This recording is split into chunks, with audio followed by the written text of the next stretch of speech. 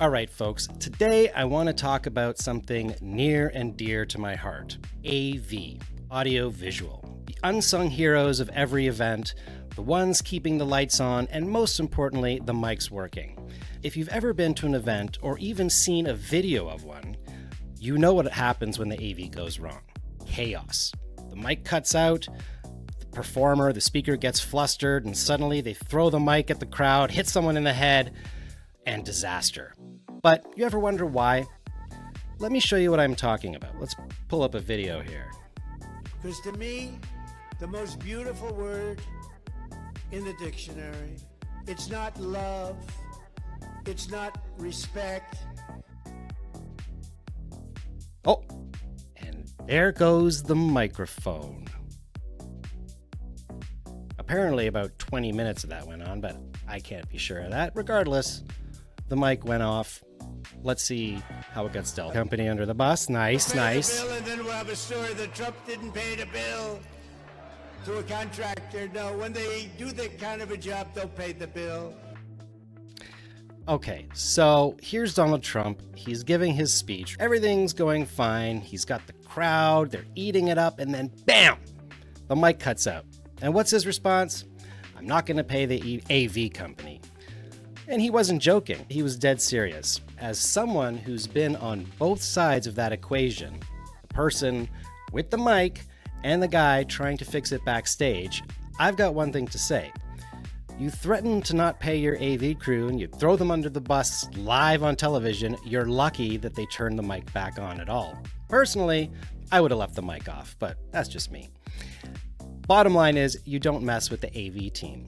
The same people keeping your voice on are the ones deciding whether your audience can hear you or if you're just up there miming. All right, let's get real for a moment about AV, okay? The folks who keep the mics on, the lights bright, and the screens showing your perfectly curated slides. We've all seen what happens when AV goes wrong, but here's something we don't always talk about. AV companies are in the business of selling gear and labor, and they do their job, providing the equipment and skilled professionals to operate it. But here's the thing, they aren't necessarily event planners. Let's break this down with a real-world example. A company or association might contact an AV company expecting to simply rent the equipment and hire the labor to operate it.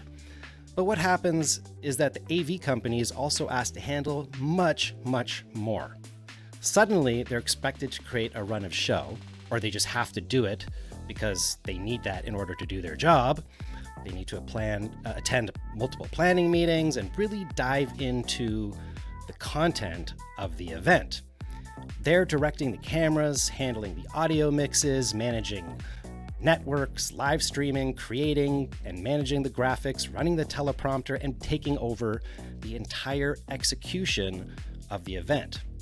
And that's where things can go wrong. While the AV team is highly skilled at providing and operating gear, setting up cameras, managing audio levels, and making sure the lights work, they aren't necessarily equipped to be the ones planning the content, the engagement, or directing the full event itself and the planning of it. Without an event planner overseeing things, there's a higher chance something will slip through the cracks.